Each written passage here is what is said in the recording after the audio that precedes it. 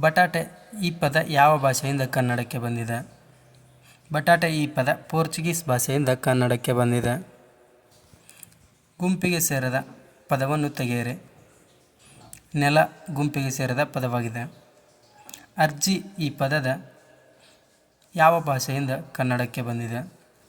ಅರ್ಜಿ ಈ ಪದ ಹಿಂದೂಸ್ತಾನಿ ಭಾಷೆಯಿಂದ ಕನ್ನಡಕ್ಕೆ ಬಂದಿದೆ. ಗುಂಪಿಗೆ ಸೇರದ ಪದವನ್ನು ತೆಗೆಯಿರಿ.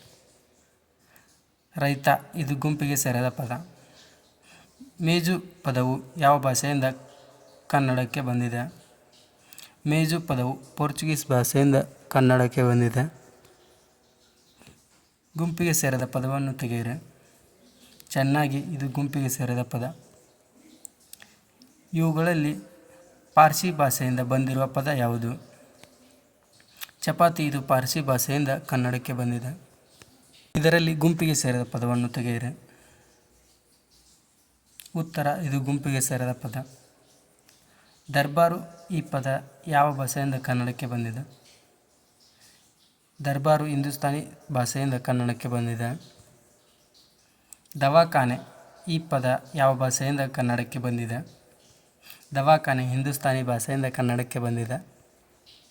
ತಾಲೂಕು ಈ ಪದ ಯಾವ ಭಾಷೆಯಿಂದ ಕನ್ನಡಕ್ಕೆ ಬಂದಿದೆ? ತಾಲೂಕು ಉರ್ದು ಭಾಷೆಯಿಂದ ಕನ್ನಡಕ್ಕೆ ಬಂದಿದೆ. ಸಾಬೂನು ಈ ಪದ ಯಾವ ಭಾಷೆಯಿಂದ ಕನ್ನಡಕ್ಕೆ ಬಂದಿದೆ? ಸಾಬೂನು ಪೋರ್ಚುಗೀಸ್ ಭಾಷೆಯಿಂದ ಕನ್ನಡಕ್ಕೆ ಬಂದಿದೆ.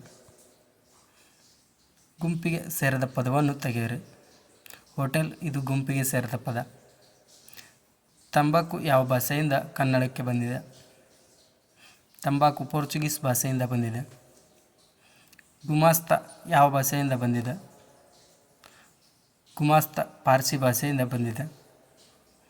ಗುಂಪಿಗೆ ಸೇರದ ಪದ ಅಕ್ಕ. ಈ ಕೆಳಗಿನವುಗಳಲ್ಲಿ ಇಂಗ್ಲೀಷ್ ಭಾಷೆಯಿಂದ ಕನ್ನಡಕ್ಕೆ ಬಂದಿರುವ ಪದ ರೈಲು. ಗುಂಪಿಗೆ ಸೇರದ ಪದ ಯಾವುದು? ಹುಡುಕು ಇದು ಗುಂಪಿಗೆ ಸೇರದ ಪದ. ಕಾಯ್ದೆ ಪದ ಯಾವ ಭಾಷೆಯಿಂದ ಕನ್ನಡಕ್ಕೆ ಬಂದಿದೆ? ಅರಬ್ಬಿ ಭಾಷೆಯಿಂದ ಕನ್ನಡಕ್ಕೆ ಬಂದಿದೆ. ಸರ್ಕಾರ ಈ ಪದವು ಯಾವ ಭಾಷೆಯಿಂದ ಕನ್ನಡಕ್ಕೆ ಬಂದಿದೆ? ಹಿಂದೂಸ್ತಾನಿ ಭಾಷೆಯಿಂದ ಸರ್ಕಾರ ಬಂದಿದೆ. ಗುಂಪಿಗೆ ಸೇರದ ಪದವನ್ನು ತೆಗೆಯಿರಿ. ಕಾಗದ ಇದು ಗುಂಪಿಗೆ ಸೇರದ ಪದ. ನಮಾಜ್ ಈ ಪದ ಯಾವ ಭಾಷೆಯಿಂದ ಕನ್ನಡಕ್ಕೆ ಬಂದಿದೆ? ಪಾರ್ಸಿ ಭಾಷೆಯಿಂದ ನಮಾಜ್ ಪದ ಕನ್ನಡಕ್ಕೆ ಬಂದಿದೆ. Bus, car, college, light, pen ಪದಗಳು ಯಾವ ಭಾಷೆಯಿಂದ ಕನ್ನಡಕ್ಕೆ ಬಂದಿವೆ? ಇಂಗ್ಲೀಷ್ ಭಾಷೆಯಿಂದ ಬಂದಿವೆ. ಬಾಕಿ ಪದವು ಯಾವ ಭಾಷೆಯಿಂದ ಕನ್ನಡಕ್ಕೆ ಬಂದಿದೆ? ಅರಬ್ಬಿ ಭಾಷೆಯಿಂದ. ಗುಂಪಿಗೆ ಸೇರದ ಪದ ಯಾವುದು? ದವಾಖಾನೆ.